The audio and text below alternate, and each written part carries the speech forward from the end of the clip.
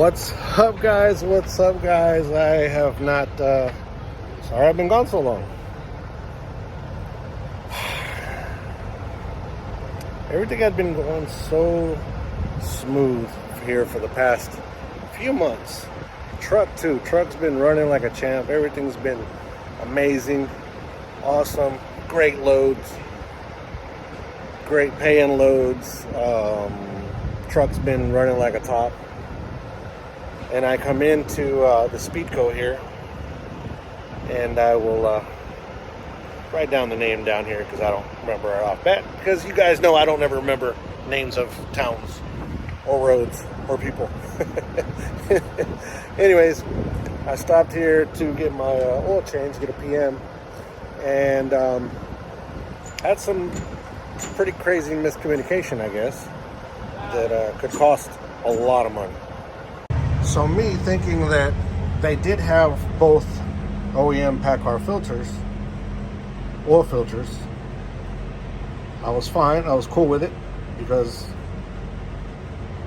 of course, the engine's way more expensive.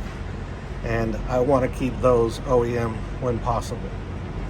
So that's what they told me. They assured me that they were both PACCAR oil filters. And they're not. That is the filter they used, and here is, this one is a PACCAR, but that one's not. So it's throwing a code for low oil pressure, and when they turn on the engine, turned it on twice already, for about 10 minutes, not 10 minutes, for about 20-30 seconds, it ends up showing a low oil pressure code, and the oil pressure gauge is very low. Now, I was fine with having off-brand fuel filters because normally this one is an off-brand. It's usually a Fleet Guard, but this one is always PACCAR. I always try to do PACCAR there, PACCAR oil both oil filters. Try everything really. I try to use PACCAR, but this I've used a lot, so I know it's a good filter. Now, here's the problem, or here could be the problem that they can say that maybe that's not exactly what happened, but we're gonna hold off on speculating any of that stuff because we haven't resolved the problem. As of right now, that's what happened. So showed up, wanted a PM done. I was told that one fuel filter was going to be off-brand. Cool. I said, are both PACCAR, are both oil filters going to be PACCAR? Yes. Are you sure they're both PACCAR? Yes, they're both PACCAR. Cool. Go ahead and do the PM, and we'll get it over with. Like I said, came back into the truck. They told me to crank it up. Cranked it up. It stalled the first time, which kind of does sometimes. It depends on if they primed it right. And then I restarted it. Once it started, immediately the check engine, stop engine light came on. Low oil pressure was showing on the gauge, and I cut it off. And then we restarted it again. Did the same thing, maybe it was just a fluke. Then the guy tells me to rev up the engine. And I'm like, no, I'm not gonna rev up the engine because it's throwing a low oil pressure. That's a major deal. So that's what we're waiting on right now to see if they're gonna go get another filter. But we also gotta document this now because if something happens with my engine, we have this documentation here. So sorry to come back on such a bad note, but we're back.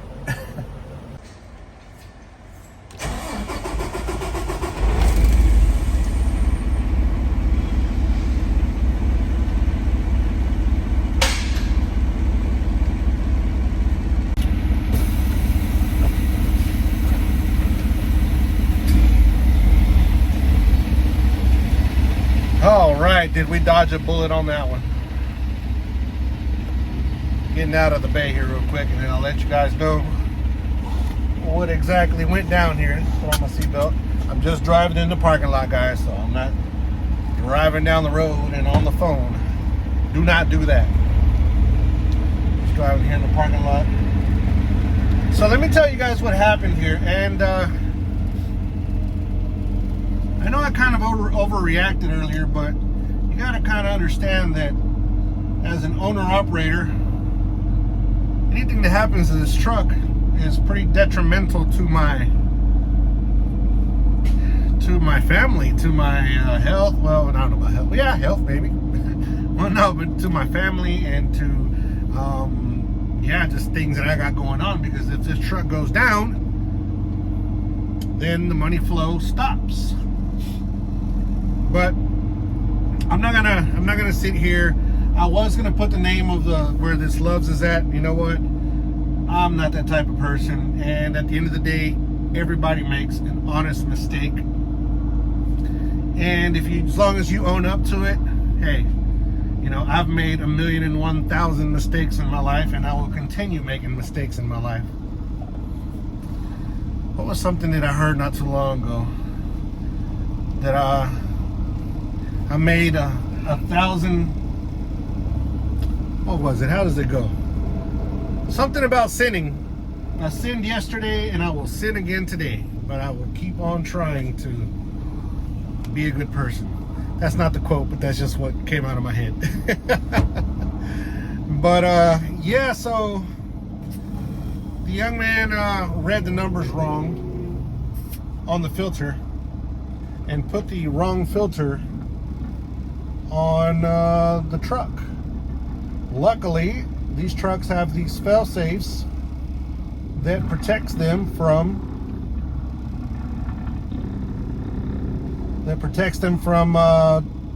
the engines blowing themselves up when they can protect themselves.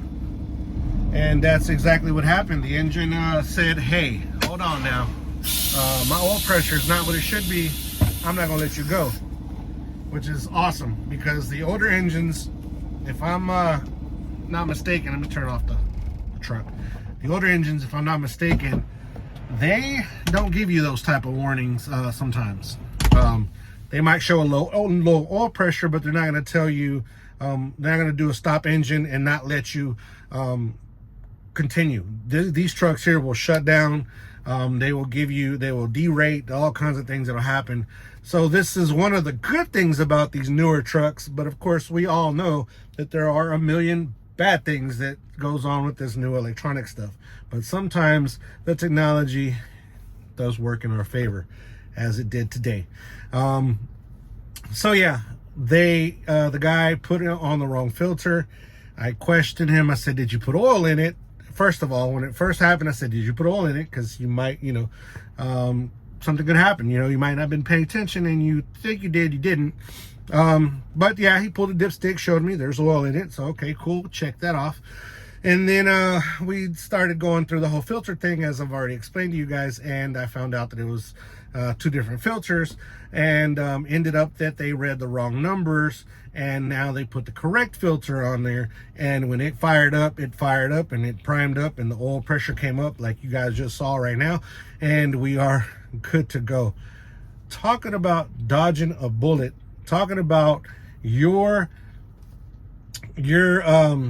heart just boom, just going all the way to the floor, and you start thinking all these different scenarios.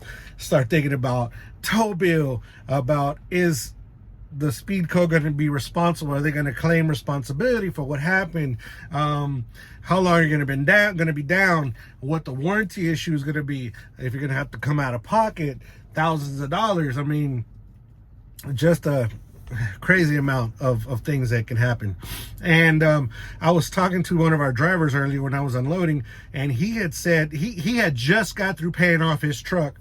He had a 2012 2013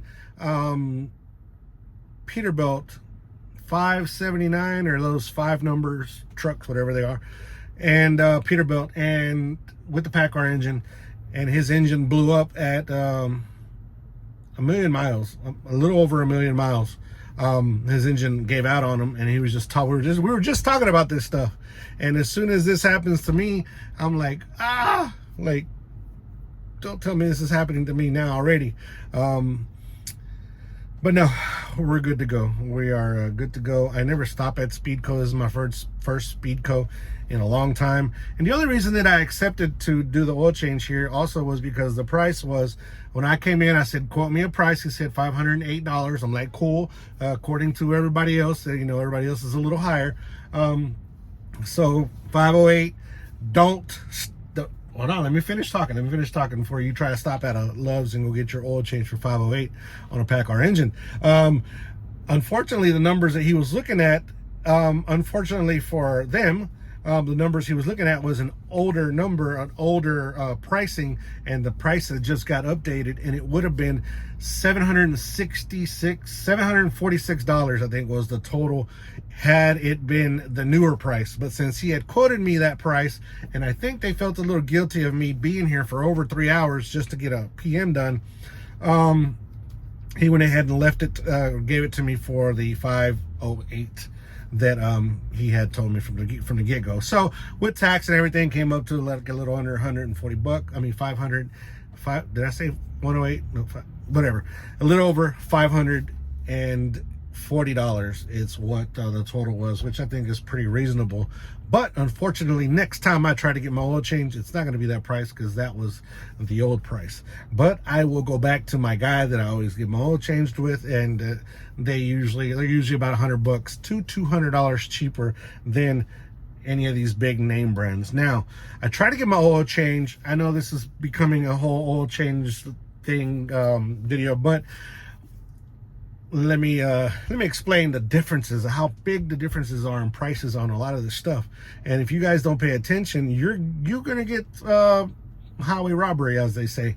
So I was in Sweetwater last week. I was in Sweetwater last week, Sweetwater, Texas, and there's a TA there. So I've done oil changes at a TA before, and it was like roughly $560 or whatever. So I was good with that. Went in there.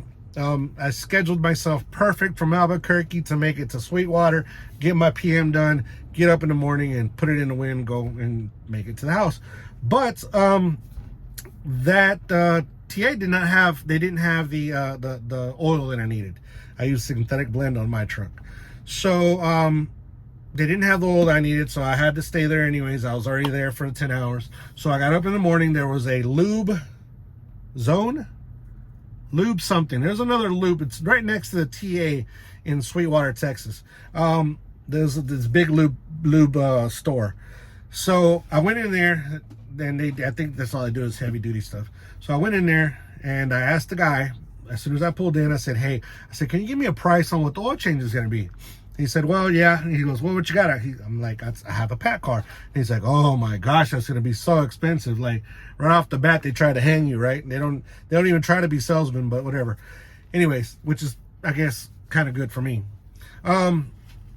So they go in and they open the hood of the truck, and the guy sends his helper to go get the oil, the filters. I said, hold on, don't go get none of that stuff yet, because I need to know how much this is.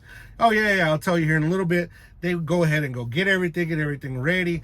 And I told him, I said, I need to know the price, man. So we went into the office. He's like, come on, let's go to the office. Went into the office, and in the office, the total was gonna be like $680 before tax. So about $740, somewhere around there. What it was going to cost over there in Sweetwater, Texas, at that lube place. I said, no. I said, don't even open the hood, bro. Don't even open the hood. I got my guy in Houston, and I can go get it done there. Unfortunately, I didn't go get it there, and that's why I'm going through this situation right here. I mean, the story all kind of fits in. So I ended up, I didn't go to my guy, which over there it's about $460 out the door. That's straight out the door. That's the PM, that's the filters, the PACCAR filters, and the oil change, the synthetic blend oil change, and the greasing and all that stuff. That's usually what I pay there. So it's a big difference from $680 to $460. It's a big difference. It's money that they're taking, that you're allowing to be taken off of the table, off of your kid's table, by just saying, okay, let's just do it here and just whatever. So sometimes you got to do your due diligence and go out and try different places and find out prices on a lot of this stuff, because guys, everything is so expensive right now. Everything is super expensive. And of course, I'm not going to sit here and tell you to cut corners, because cutting corners on these trucks can be devastating. You do not need to cut corners on these trucks. You have to be able to maintain them like they should be, do the right oil changes when they're supposed to be done, and you should be, a-okay. But everything is so expensive right now that you can't go give away $200 extra somewhere else, just because you're inconvenienced a little bit, you know. Because that money you can use it to pay your bills at home, to pay gas for your car, which is super expensive right now, a little more diesel for your truck. I mean, everything, all that stuff. $200 is $200. That's quite a bit of money. So yeah, so that's in a nutshell, that's what happened to me here at this Love's. And at the end of the day, they did own up on their mistake, and the whole time they were super nice though. So I know super nice does not pay your bills. If they made a mistake and blew your engine up, I know that does not pay your bills, but at the end of the day, they corrected the problem, and I'm not going to throw them under the bus because, I mean, hey, we're all human. We all make mistakes. With that being said, guys, sorry that I've been gone so long. I'm going to try to get back into the groove of making videos for you guys. It is just kind of difficult at times, and just a lot going on. I have a big thing going on here pretty soon. Might be the next video that comes up. I might post one before that, but it is something huge. I mean, talking about, you just wouldn't understand how huge this thing that's gonna happen is gonna be in my life. It's gonna be, I wish I could tell y'all, because I don't really want to jinx myself or anything, and I don't want to tell. I'll tell y'all once it happens. And I know it might not be a big deal for most of you guys, but in my life and in my family, it is a huge deal, and it's something that my dad always wanted to happen. So we're getting it done. But yeah, with that being said, guys, thank you guys again for joining me one more time, guys. Don't forget to be kind to one another. Help anybody needs help. Anybody contemplating suicide, 1-800-273-8255. Military men and women, thank you so much. And from here, out here in the middle of Tennessee at a Speedco. See you guys on the next video. Peace.